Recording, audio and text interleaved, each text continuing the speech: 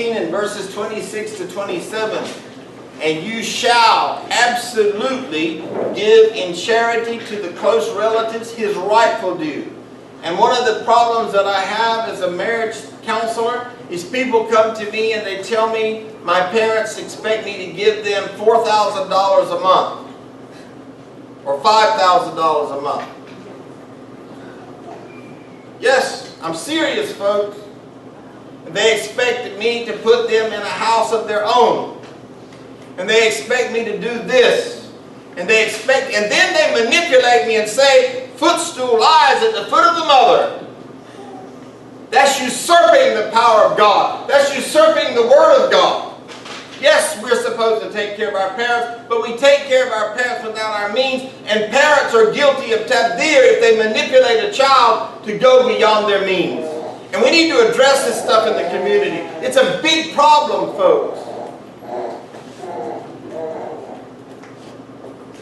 And ye shall give in charity to the close relatives his rightful due in benevolent offering, and also to the indigent and to the wayfarer. But you shall not squander resources.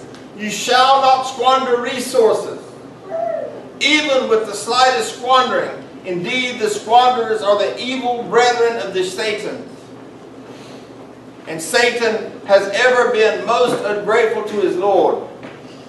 Just think about it, folks. If you look at Rotten or some of the people that do critiques on the movies and evaluate how much people like them, people will spend all this money for a movie ticket and watch something they don't even like. It's amazing. Just look at the reviews. People are spending money and they don't even enjoy it. If you really want to invest your time in learning about the heroes of God, the prophets of God, the companions of those prophets. They are the heroes. Not Batman, not Superman, not Spider-Man. But the men of God and the women of God, they're the heroes. And Satan has ever been most ungrateful to his Lord. I think I didn't say this part. Indeed, the squanderers are the evil brethren of the Satan. Do you want to be Satan's brother? Think about that, or sister, the next time you go to Millennium Mall. Put this on a little note card and say, do I really want to be the brother or sister of Satan? When you're walking by any of those delightful stores that have the most beautiful windows, hanging a carrot out to tempt you. Not me. Not you, alhamdulillah. And she's a single woman, so if you want to find a woman that's not extravagant, there she is. I knew I'd get a different response now. Luqman said to his son, there exist 3 signs in the doer of Israf. Thank you. He buys what is not appropriate for him or her, meaning what is beyond his position and status. I make $100,000 a year, but I want to drive a Maserati. Or I want to drive a Rolls Royce. I drive big clothes. He wears what is not for him. It doesn't suit him. And eats what is not for him. It doesn't match his status. And I want to look at the harms of the individual. I want to look at the harms of society, and I want to come back and make some more points. And hopefully you'll bring a friend next week, because we'll be finished with this and we'll be moving to the next verse. Physical harm to the body. Exceeding the limits in eating and drinking brings great harm to the body. According to physicians today, overeating and drinking too much are one of the main causes of various illnesses and diseases. And I imagine my sister, who is a dentist, will tell us about the harms of our very teeth because we eat so much refined food, sugar, and then we get cavities. And that affects our digestion, and it's a spiraling effect. And then we eat so much sugar that we get sometimes type 2 diabetes. I eat dark chocolate. And other things. I eat dark chocolate. Alhamdulillah. Number 2, the harms for the individual is the very wrath of Allah subhanahu wa ta'ala. Because Allah is angry when you become the brother or sister of the shaitan. Number 3 is a decrease in blessings. Israf causes the blessings to decrease in one's life and to eventually die out completely. And then it is a deprivation of guidance. Whenever you are extravagant, you get deprived of the very guidance because you're not even obeying the guidance that you can see clearly.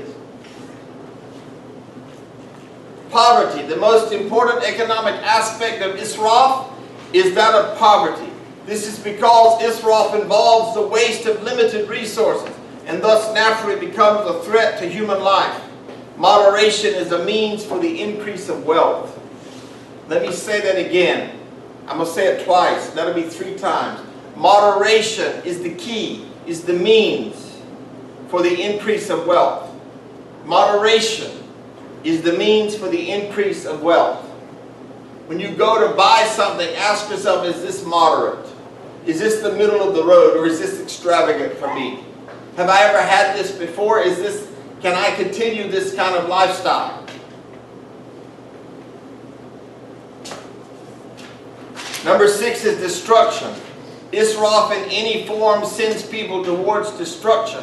The Quran has detailed this reality in Surah 21 and verse 9. In the end, we fulfilled to them our promise, and we saved them and those whom we pleased. But we destroyed those who transgress beyond bounds, the profligates. Those people who are extravagant, we will destroy you. Allah has already told you that. He promised you that. It's in the Holy Quran. And people say, I just don't understand why I'm having this test. You're not having a test. You brought it on yourself. That's not a test. Your little hand, every time you handed that credit card to the clerk, created this mess. Punishment in the next world. Those who exceed the divinely set limits and consider them as being unimportant will be punished in the next world. The Quran has mentioned the following in Surah 20 and verse 127. And thus do we recompense him who transgresses beyond the bounds and believes not in the signs of his Lord. And the penalty of the hereafter is far more grievous and more enduring. What are the social harms of Israf? The destruction of social wealth and resources. Israf wastes societal resources such as oil and minerals, no matter how great these resources may be. Allahu Alam. I deem by Allah that perhaps the greatest thing that could ever happen to the worlds highly populated by Muslims is if they did deplete their natural resources. Because they would be humbled and brought to their knees. Because let's remember that prior to the oil being discovered in Saudi Arabia, you couldn't give a piece of Saudi Arabia away. Nobody wanted to live a nomadic lifestyle. Nobody wanted to live on this patch of grass until it was run out and moved to another patch of grass and another patch of grass. Allahu Alam. But maybe when they destroy themselves, it might be the best thing for the Muslim world. The decline of societal morals and ethics, the improper use and waste of resources pulls humanity towards corruption and societal destruction. Look at the drug lobbies, the pharmaceutical lobbies in the world today. Look at what they charge. We have a huge problem with HIV and AIDS. People cannot afford the drugs. Some of the antivirals are over $1,000 a month. People are infected from blood transfusion, not only by promiscuous activity. I know many Muslims who are infected and they did not do anything promiscuous to get infected. I know women that have been infected by their husbands who were unfaithful. But they can't afford the drugs.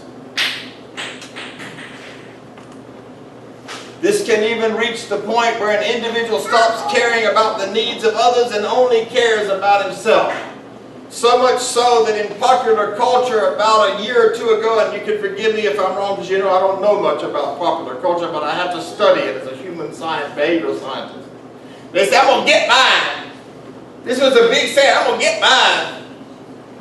Never mind anybody else, I'm going to get mine. that's the consciousness of a person who doesn't know God. They only want to worship themselves and their own desires.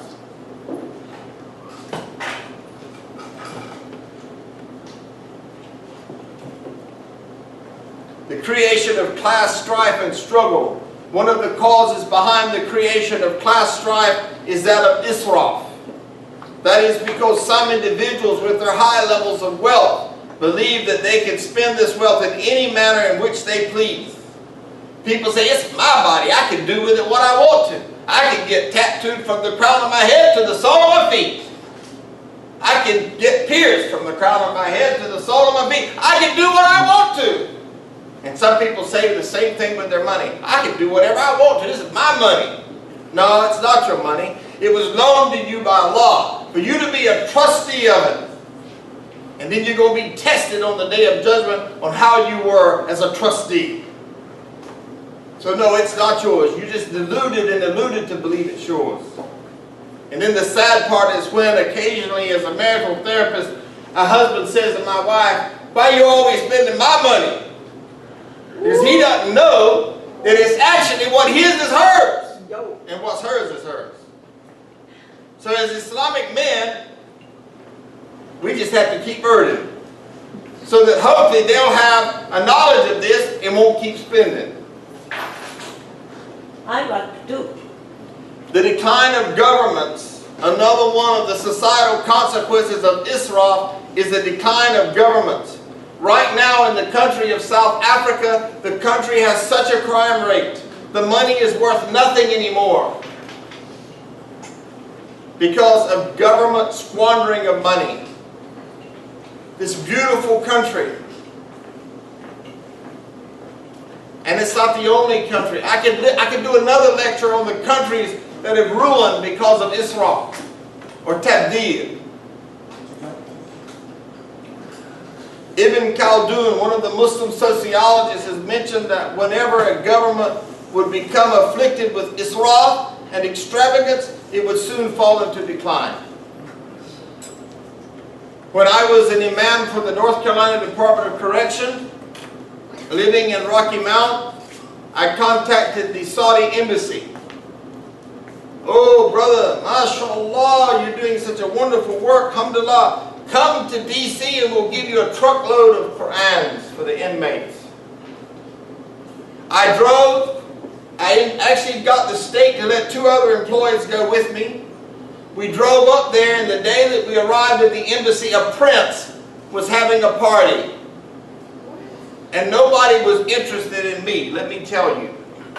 All the people wanted to do was gawk at the extravagance being displayed at the Saudi embassy. And when I finally found the man that had made a promise to me, and the Prophet ﷺ said one of the signs of the hypocrite is he doesn't keep his agreement with you. What he promises you, he doesn't keep.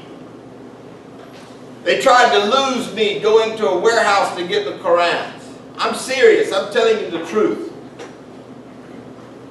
When I got there, I was saying, oh, these would be great. They wouldn't speak in English, and I certainly don't speak Arabic.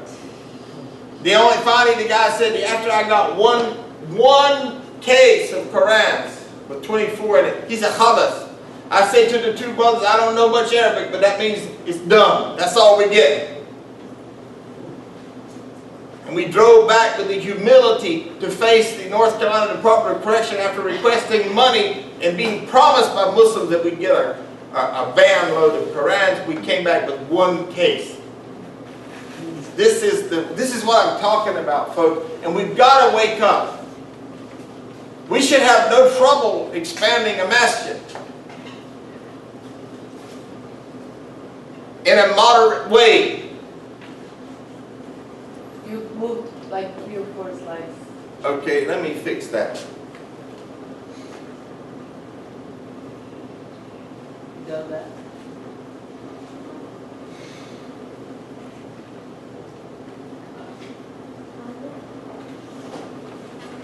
Okay. You were leaning on the clicker, bro. Something is wrong here because Go back forward.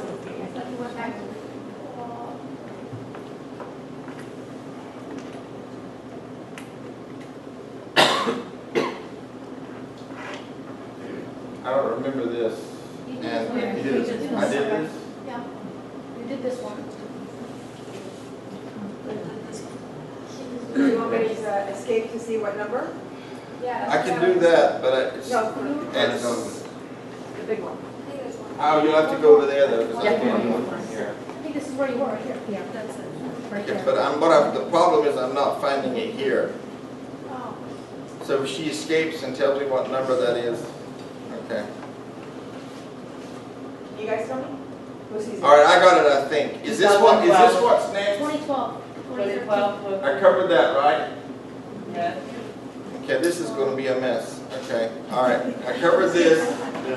It's 2015, 2016 thunder. Did I cover that? No. All right. So this is where we're supposed to be. Prophet Muhammad sallallahu alaihi wasallam said, if resurrection is starting and one of you has a sapling in his hand which he can plant before he stands up, he should do so. So you see, the ethics of tabdir is even environmental. We as Muslims are the vicegerents to Allah. We are supposed to be the property managers of this earth. And we are supposed to return it to Allah in the way that He gave it to us. Islam was the first green. Islam was a green religion. Enjoining on people to take care. We as Muslims should make sure there's no water pollution. We should make sure that there's no air pollution. We should make sure that we're recycling. It is our responsibility to do all of this. Recycle your jars from the grocery store. Don't buy Ziploc bags. I'm serious, folks. All of these things are not moderate. Many of these things are extravagant. We don't need them. Allah has given us things to work with, and yet we just want to fill our landfills with stuff that's not disposable. We look at the plastic bottles that are not ecologically friendly. The very water industry, just go and Google it. How many plastic bottles are filling our landfill today? Even styrofoam.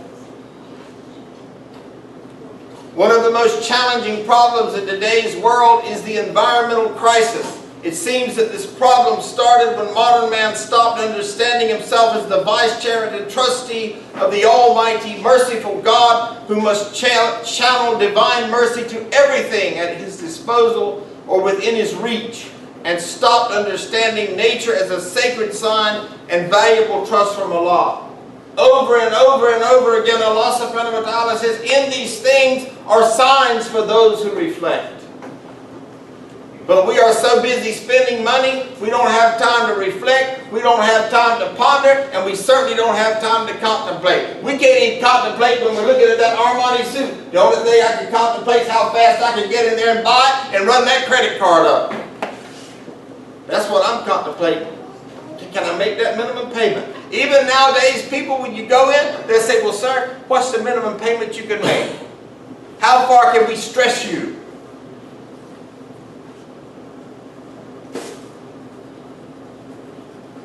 The best way to protect the environment from destruction and improve its condition is to revive these forgotten understandings by referring back to divine instruction, divine revelation, in readjusting our policies and our behaviors and our way of living. Regarding the application of modern technology and in using natural resources appropriately. There are more than 750 verses in the Quran that are related to nature. Don't worry, I'm not going to cover all 750 today. You guys know me and you know how easy I can slide right into that, right? 14 chapters. Listen to this, folks. 14 chapters of the Holy Quran are named after certain animals and natural incidents, such as Baqarah, the cow, the cattle, the thunder, the bee, the ant, the daybreak, the sun, the night, the fig, and the elephant. Allah subhanahu wa ta'ala is always calling us to the signs of nature. The next time you go to nature, wudu, and I've heard many scholars address this. People turn the water on full force, like a fire hose. And then they get up under there, Bismillah, Bismillah, Bismillah, Bismillah, Bismillah, Bismillah, and this is tabdir. 20 minutes, people make their wudu. What in the world are you cleaning up? I want to know. Well. Listen, folks, listen to me. In the fit, and you can look this up. People in the time of Rasulullah used to make their ghusl with 3 liters of water. Oh my word, if you ever visit somebody that's making a ghusl, you might not pray Fajr on time. I'm just keeping it for rizzle for snizzle, because we are wasting this natural resource that we already know we have a problem with. Sometimes they say that in 10 years California will not have any water. But we don't care. Allahu Akbar. Let me just see. Oh, how you doing, brother? MashaAllah, I'm making my wudu. Oh, how's so? Alhamdulillah. Oh, I think I missed it. Let me start over. Alhamdulillah. There we go. Wasting, wasting, wasting. No consciousness.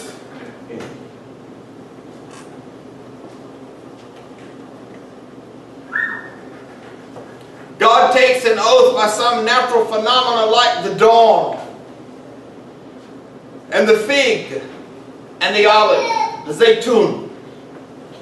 The Quran states that all the natural phenomena have awareness of God and glorify God. All of God's creation is glorifying Him, but we are wasting. The Quran states that all the natural phenomena have awareness of God and glorify Him. And we made the mountains and the birds to celebrate our praise along with Dawood. And there is not a thing but that it glorifies Him with His praise, but you do not understand their glorification. You look at the birds trying to get that worm out of the grass. They work themselves to death, and then they carry it to their little babes.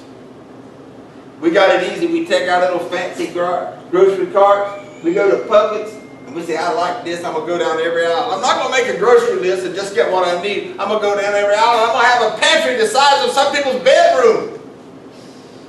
And at the end of the year, I'll clean it out because some of it's going to rot. And we don't fear Allah about it. This has just become the way of life because we are ignorant about the teachings.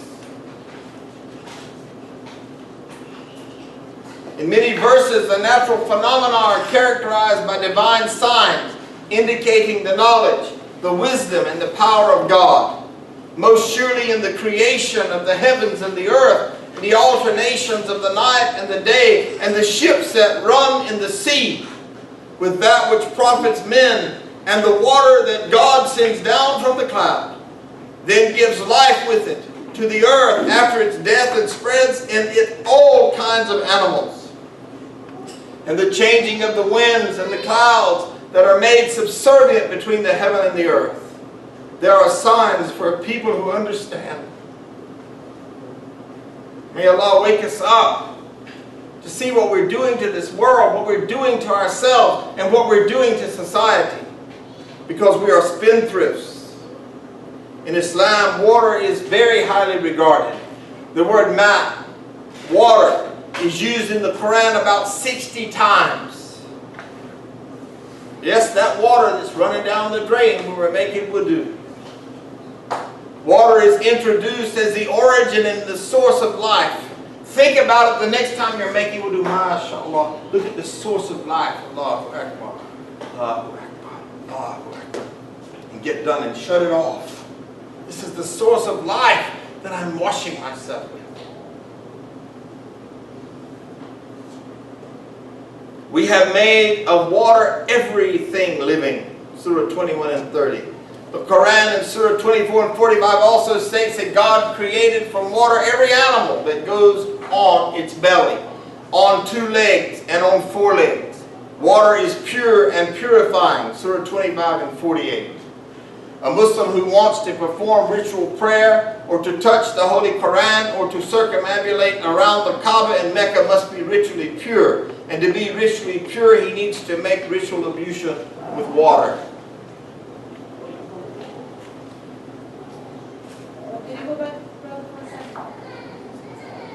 Islam highly recommends planting trees and urges people to protect them to the extent that planting a tree is considered as an act of worship. Slide. You can go, thank you. For which special prayer is recommended. I don't want you to answer this, but I want you to ponder and reflect for a moment. Have you ever planted a tree and said a prayer? You want to experience the power of Allah? Go buy a tree and plant it in your yard and say, I want to revive this part of our religion. I plant this tree, oh Allah, make this tree to bear fruit, not only for me, but for generations to come. This is the God consciousness that we get when we make sacrifices. Before battles, the Prophet ﷺ always gave instructions to his soldiers not to harm women, not to harm children, not to harm the elderly and those who surrendered, and not to destroy or burn farms and gardens and crops and trees. And yet we have places that are highly populated by Muslims, and they even call themselves a Muslim country, and they destroy crops and they destroy fields and they destroy human beings in the very name of Islam. They hijack the truth of this great religion because they are ignorant. And that's simply how it is. Whoever plants a tree and then a human, well, I don't think we could plant a human. That's called janazah. Made a mistake there, but anyway, whoever plants a tree and then a human or a creature of God eats its fruit, it will be considered as an act of charity for him. So if I plant a peach tree and my beloved grandson and my beloved children get to eat from that tree, it's a charity for me.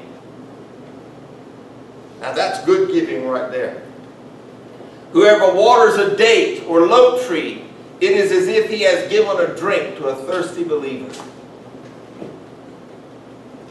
We also have a responsibility to animals in giving. Animals have numerous rights for which human beings are held responsible. A woman will be put in the hell because she imprisoned a cat until the cat died. Whoever kills a sparrow without any reason will be questioned by God on the day of judgment. Hunting as a sport is not allowed in Islam. We cannot kill for the sake of killing. We can kill for food. And then that must be done in the most humane manner. This is Islam. An animal like a sheep or camel must not be slaughtered in front of another one. The merciful Muslim will never let another animal see another one being slaughtered. And hold your questions and then I'll get them. Just remember to hold your questions and I will answer them. I'm going to stop in about 5 minutes for questions. He it is who created for you all that is in the earth. Not only must man use natural resources in a responsible way, but also as the vicegerent of God on the earth, he must feel responsible for their maintenance and improvement on their conditions. He is the one who created you from the earth and settled you upon it so that you might cultivate it and construct towns. So yes, we're supposed to build towns, but are we supposed to build extravagant towns while people are starving? And if the people of the towns had believed and guarded against evil, we would certainly have opened up for them blessings from the heaven and the earth. But they rejected. So we overtook them for what they had earned. I don't think any of us want to be overtaken by Allah. Ain't nobody got time for that. But you can create it for yourself. Arrogance before Allah and selfishness leads to confusion, delusion, illusion. Oh, I'm confused. I can't remember. Did I have 500 in the bank? Because if I did, I could pay that. I could get that. I think I had 500. I don't think it was 2. I think it was 5. And we just have an argument with ourselves. We're confused. Oh, did we say to our husband, oh, I was confused. I thought I had so-and-so. The smiling faces are familiar with what I'm saying. It leads to confusion. Forgetting one's self-preservation breaks down human relations and causes severe damage to the physical world. And should the truth follow their low carnal desires, surely the heavens and the earth and all those who are therein would have perished and been corrupted. Surah 23 verse 71. So I ask you today, recognize your role as a trustee. We offered the trust into the heavens and the earth and the hills, but they shrank from bearing it and were afraid of it, and man assumed it. Human beings have been given the responsibility of stewardship and trust, al-amana, by Allah, in order to care for and serve as a channel for the blessings of God to all creation. We have to get out of this mentality about, I'm just thinking about myself. I'm going to get mine. Humans are invested with special status and responsibility as trustees on earth and must fulfill the requirement of that trust. Believers should be moderate in all aspects of life, including their use of nature. The Holy Prophet ﷺ said the best of affairs is the medium one, the one in moderation. He also said whoever is moderate, he will not become poor. Indeed, the whole world is based on order and harmony, mizan. Exceeding limits in using nature or natural resources is extravagance, which is considered as a major sin in Islam. And eat and drink, and be not extravagant. Surely he does not love the extravagant. You want Allah to love you, you can't be extravagant. And do not squander wastefully. Surely the squanderer are the friends of the Satan. And Satan is ever ungrateful to his Lord. One of the great threats for human society and the environment is extravagance. Its origin is greed and negligence.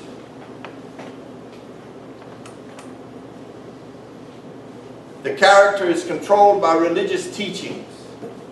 In Islamic sources, two sins are distinguished. One is israf, or wasting consumption. Another sin is tabdil, or squandering. These two concepts are brought into play to adjust human behavior. So with that, I will end the lecture part, and it's finished. And I would like to open the floor for questions, and I know Halima had a question and the brother had a comment as well. Yes? Okay, so you said one thing.